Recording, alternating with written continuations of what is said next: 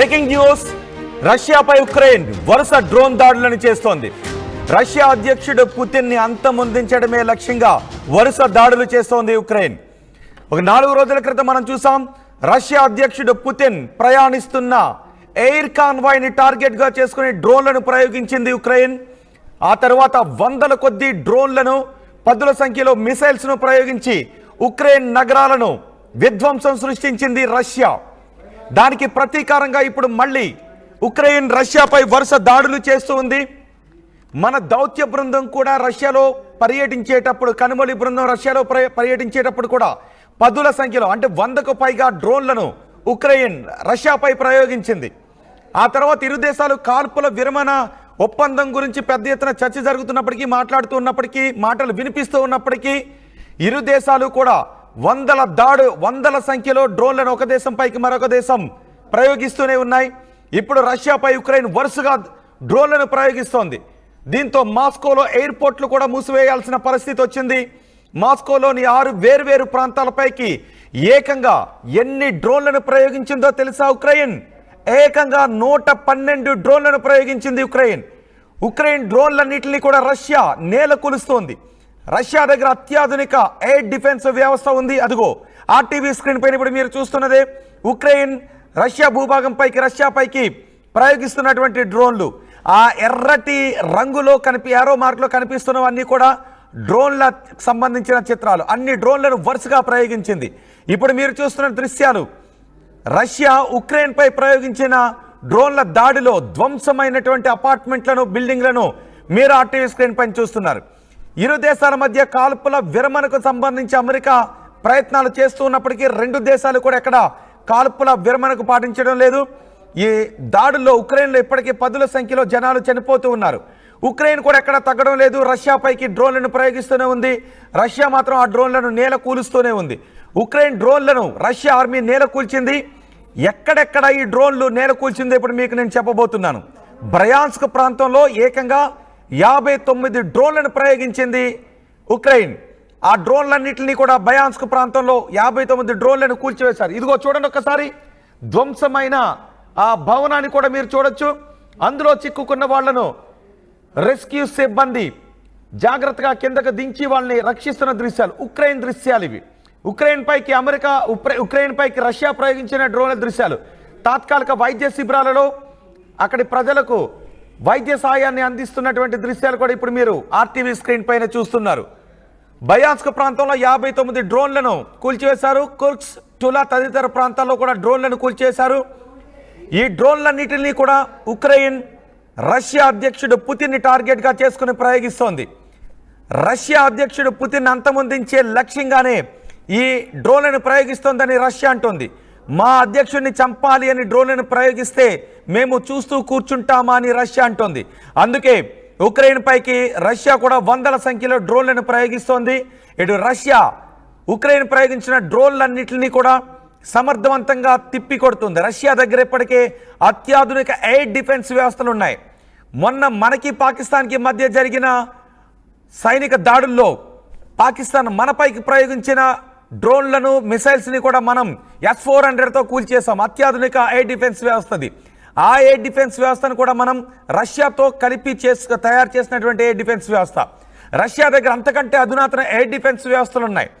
వాటితో ఈ ఉక్రెయిన్ ప్రయోగిస్తున్న డ్రోన్లను, మిసైల్స్ని సమర్థవంతంగా తిప్పికొడుతూ వాటిని నేల కూలుస్తున్నారు. ఇప్పుడు మీరు ఆర్టీవీ స్క్రీన్ పైన చూస్తున్నది 4 రోజుల క్రితం రష్యా అధ్యక్షుడు వ్లాదిమిర్ పుతిన్ వెళుతున్న కాన్వాయ్ పైకి ప్రయోగించిన డ్రోన్ ని కూల్చేస్తున్న దృశ్యాలు.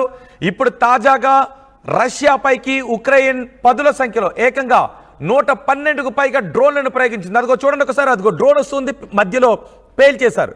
చూసారు అక్కడ డ్రోన్, అదిగో డ్రోన్ వస్తుంది, ఆ డ్రోన్ ని మధ్యలోనే పేల్చేశారు. రష్యా చాలా సమర్థవంతంగా డ్రోన్లన్నింటినీ కూడా తిప్పి కొడుతూ ఉంది. రష్యా ఉక్రెయిన్ మధ్య ఈ వాతావరణాన్ని తగ్గించాలని అమెరికా ప్రయత్నం చేస్తున్నప్పటికీ 2 దేశాలు కూడా ఎక్కడ ఈ డ్రోన్ల ప్రయోగంలో, ఎయిర్ స్ట్రైక్స్లో ఎక్కడ కూడా వెనక్కు తగ్గడం లేదు. ఉక్రెయిన్లో పదుల సంఖ్యలో భవనాలు నాశనం అవుతున్నాయి. పదుల సంఖ్యలో సాధారణ పౌరులు కూడా చనిపోతున్నారు. అదే సమయంలో ఒక్కొక్కటిగా ఉక్రెయిన్కు సంబంధించిన గ్రామాలను కూడా రష్యా ఆక్రమించుకుంటూ వస్తుంది. ఒక్కొక్క గ్రామాలను ఆక్రమించుకుంటూ రష్యా సైనికులు ముందుకు వెళ్తున్నారు. రష్యన్ ఉక్రెయిన్ రష్యా ఉక్రెయిన్ మధ్య తాజా యుద్ధ పరిస్థితిపై పూర్తి సమాచారాన్ని మా ప్రతినిధి సచిన్ అందిస్తారు. సచిన్, కాల్పుల విరమణ దిశగా ముందుకు వెళ్ళాలి అనే ప్రయత్నాలు చేస్తూ ఉన్నప్పటికీ ఒక దేశం మరొక దేశంపై ఏకంగా పదుల సంఖ్యలో, అంటే ప్రతి దాడిలోనూ 100కు తక్కువ కాకుండా డ్రోన్లను ప్రయోగించుకుంటూ ఉన్నారు. సో ఇప్పుడు రష్యాలో తాజా పరిస్థితి ఏంటి? ఉక్రెయిన్ ప్రయోగించిన ఈ 112 డ్రోన్ల ప్రభావం రష్యాలో ఎలా ఉంది? ఇక్కడ మూడో ప్రపంచ యుద్ధానికి దారి తీయబోతోందా, మూడో ప్రపంచ యుద్ధానికి దారి తీయబోతున్న ప్రశ్నను మాత్రం రైజ్ చేస్తోంది. ఇది నేనంటున్న మాట కాదు, సాక్షాత్ ఆ దేశ మాజీ ప్రధాని, రష్యా మాజీ ప్రధాని చెప్పిన మాట ఇది. ఎందుకంటే ఈ డ్రోన్ అటాక్స్ మరి ముఖ్యంగా 2-3 రోజులుగా ఈ డ్రోన్ అటాక్స్ కంటిన్యూ అవుతున్నాయి. ఈ నేపథ్యంలోనే ఇక్కడ ఒక మాట వినిపించడం జరుగుతుంది. ఎందుకంటే వందలాది డ్రోన్స్ కి అటాక్ అవుతున్న పరిస్థితి ఉంది. ఇంకా 900 డ్రోన్లు నిన్న కాక ముందు అటాక్ చేసిన తర్వాత ఈ రోజు 100కు పైగా డ్రోన్స్ అటాక్ కి సంబంధించి మాట్లాడుతున్న సందర్భం. సో ఈ సినారియోలోనే ఇప్పుడు మాట్లాడుతున్న పక్షంలో ఇక్కడ మాస్కోకి సంబంధించి ఒక కీలకమైన ఎయిర్పోర్ట్ ని టార్గెట్ చేసినట్టుగా ప్రస్తుతం అంటోంది. మాస్కోకి సంబంధించి అలాగే జుకోవ్స్కీ, ఈ 2 ఎయిర్పోర్ట్లను కూడా టార్గెట్ చేస్తున్న నేపథ్యంలో వాటికి సంబంధించి డైవర్షన్స్ కి వెళ్తున్న పరిస్థితి ఉందంటే అర్థం చేసుకోవచ్చు. దాంతో పాటు లేకపోతే అక్కడ దాడి చేసిన పక్షంలోనే ప్రతిదాడి చేస్తున్నామంటే చెప్తున్న పరిస్థితి ఉంది.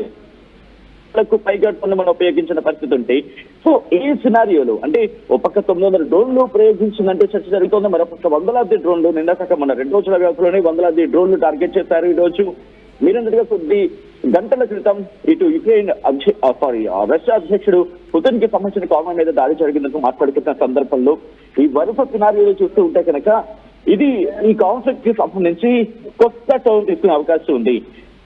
ఎందుకు నేను మాట అంటున్నానంటే, డొనాల్డ్ ట్రంప్ నిన్న కాక మొన్న కొద్ది గంటల క్రితం ఆయన ఒక అంశాన్ని ప్రస్తావించడం జరిగింది. రష్యా యుక్రెయిన్ కి సంబంధించి మాట్లాడుతున్న సందర్భంలో రష్యాని ఒక మాట అన్నాడు, యూఆర్ ప్లేయింగ్ విత్ ఫైర్, అంటే నువ్వు నిప్పుతో చెలగాట మాడుతున్నావు అంటూ పుతిన్ ని ఉద్దేశించి అనడం అసలు ఏం జరుగుతోందనేది, అంటే ఇక్కడ మళ్ళీ దీన్ని రెచ్చగొట్టే ప్రయత్నం జరుగుతోందా, యుక్రెయిన్ దాడులు చేయడం, యుక్రెయిన్ డ్రోన్ దాడులు పెంచడం, దాంతో పాటు డొనాల్డ్ ట్రంప్ అనే వ్యక్తి రష్యా మాట్లాడతారు. ఎందుకంటే రష్యాకి అమెరికాకి పడి సాగదు కాబట్టి అటువంటి సందర్భంలో అన్నాడంటే ఓకే.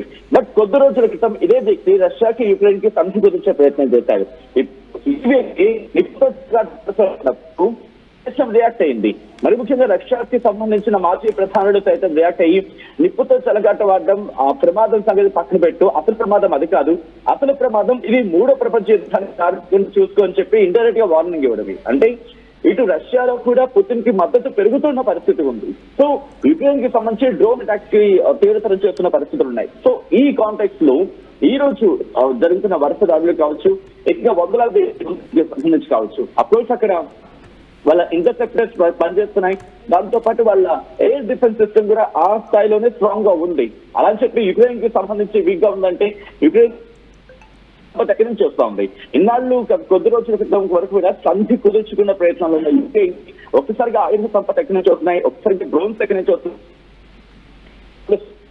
మారాయి గ్లోబల్ లెవెల్లో. సో ఇప్పుడు రష్యా మీద అటాక్ కి సంబంధించి మాట్లాడుతున్న సందర్భంలో ఆ రష్యన్ అథారిటీస్ కూడా చెప్పడం జరుగుతోంది. మరి ముఖ్యంగా సందర్భంలో ఒకసారి మళ్ళీ యుక్రెయిన్ అధ్యక్షుడు జెలెన్స్కీ విషయాన్ని ప్రస్తావించే ప్రయత్నం చేస్తాను. ఎందుకంటే వ్లాదిమిర్ జెలెన్స్కీ బుధవారం ఆయన అంటే ఈ రోజు దాంతో పాటు అక్కడ జర్మన్ ఛాన్సలర్ తో పాటు ఆయన పర్యటనలో వెళ్ళడం చాలా కీలకంగా మారింది. ఎందుకు జర్మనీ గురించి మాట్లాడుకున్న సందర్భం అంటే ఒకనొక టైంలో అమెరికా కూడా యుద్ధం జర్మనీ కాస్త జర్మనీ ఇప్పుడు రైట్ సచిన్, రష్యాపై ఉక్రెయిన్ వరుస డ్రోన్ దాడులు చేస్తోంది.